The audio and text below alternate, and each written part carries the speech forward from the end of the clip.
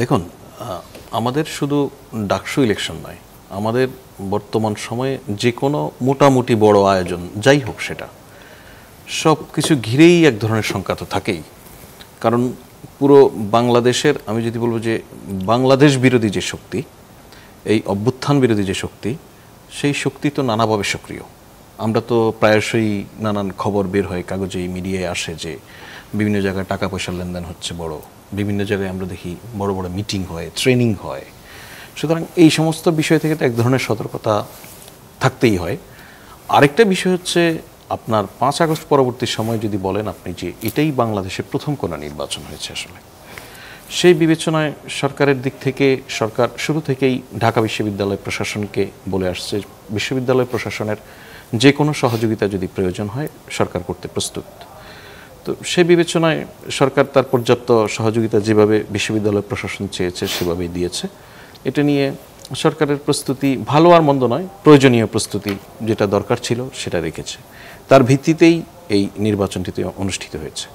কিন্তু এটা ইন্টারেস্টিং বিষয় হচ্ছে, আপনি ঢাকা বিশ্ববিদ্যালয়ের যে ডাকসু ইলেকশন নিয়ে আসলে ক্যাম্পাসের বাহিরে খুব বেশি আলোচনা হওয়ার কথা ছিল না, যদি প্রতি বছরই ইলেকশনটি হতো। তো এটা গেল শুধু ডাকসুর কথা যদি বলি।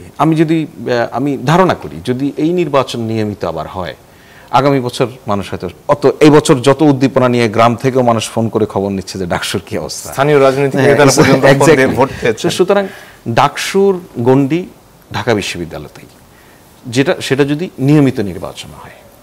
ক্লাস ক্যাপ্টেন তো ক্লাস ক্যাপ্টেন, আমরা কিন্তু খবর নেই না যে কোন ক্লাসে কে ক্যাপ্টেন হচ্ছে, তাই না? সুতরাং ডাকসুই। কিন্তু জাতীয় নির্বাচনে বা জাতীয় রাজনীতিতে এর প্রভাবের অন্যতম কারণ হচ্ছে, গত প্রায় 15 বছর 20 বছর এই দেশের মানুষ প্রকৃতার্থে নির্বাচন কি, ভোট কি, ভোটের যে উৎসব, এই টোটাল প্রক্রিয়াটা থেকে বিচ্ছিন্ন হয়ে পড়েছিল।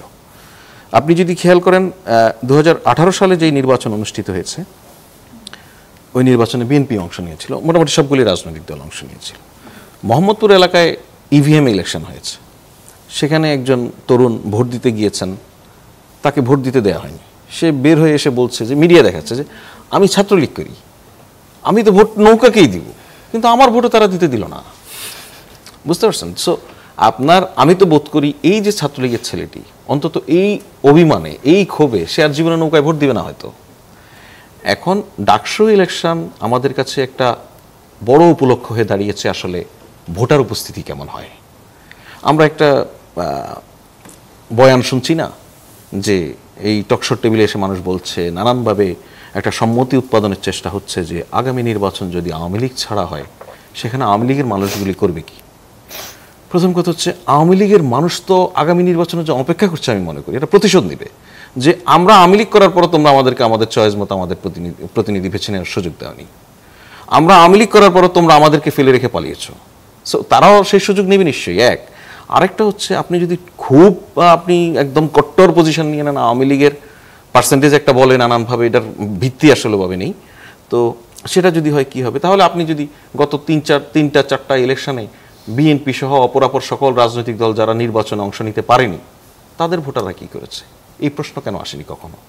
সুতরাং আমরা যেই ডাকসু নির্বাচন থেকে যেই আবহটা পেলাম, আমি বিশ্বাস করি ডাকসুর নির্বাচনে ফলাফলের ভিত্তিতে আমাদের জাতীয় রাজনীতিতে কোনো প্রভাব থাকলেও নির্বাচনে এর আহামরি কোনো প্রভাব আমি মনে করি না থাকবে। অতীতের ডাকসুর যদি রেজাল্ট আপনি বিশ্লেষণ করেন, ঢাকার বাইরের ইউনিভার্সিটিগুলি ধরে যদি বিশ্লেষণ করেন, সেক্ষেত্রে খুব বেশি প্রভাব থাকবে বলে মনে হয় না। কিন্তু একটা বিষয় মানুষের মধ্যে খুব পরিলক্ষিত হয়েছে, বাংলাদেশের ভোটাররা, বাংলাদেশের জনগণ ভোট দিতে উন্মুখ হয়ে আছে।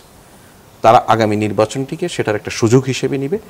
সেই জন্য আমাদের রাজনৈতিক দলগুলির একটা দারুণ শিক্ষা বা উপলব্ধিরও জায়গা এখানে তৈরি হয়েছে।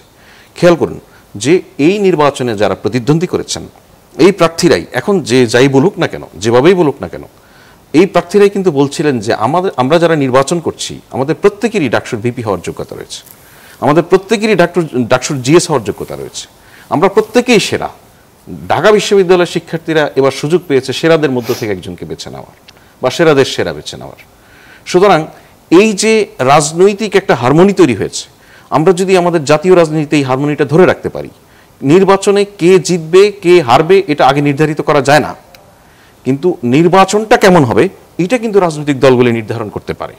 সেক্ষেত্রে ঢাকা বিশ্ববিদ্যালয় প্রশাসনকে আমাদের এখানকার প্রত্যেকটি ক্রিয়াশীল রাজনৈতিক দল যারা এইভাবে এই ছাত্র সংগঠন যারা এই নির্বাচনে অংশ নিয়েছে তারা সহযোগিতা করেছে, তারা একে অপর ক্যান্ডিডেটকে সহযোগিতা করেছে। আপনি খেয়াল করুন, আপনি মুখে মুখে ফেসবুকে অনেক কথা হয়েছে, আপনি ঢাকা বিশ্ববিদ্যালয়ে এত বড় একটা ঘটনা ঘটলো, বাংলাদেশে এতদিন পর একটা নির্বাচন হলো, এত প্রতিদ্বন্দ্বিতাপূর্ণ একটা নির্বাচন হলো, একটিও কি সহিংস ঘটনা আছে? নেই। এটা আমাদেরকে শিক্ষা দেয় আমরা যদি সহিংস না হই তাহলে ভোটারদের কাছে আমাদের যে প্রতিশ্রুতির জায়গা পলিটিশিয়ানদের, যে আমরা তাদেরকে কেন্দ্রে আনতে সক্ষম হব।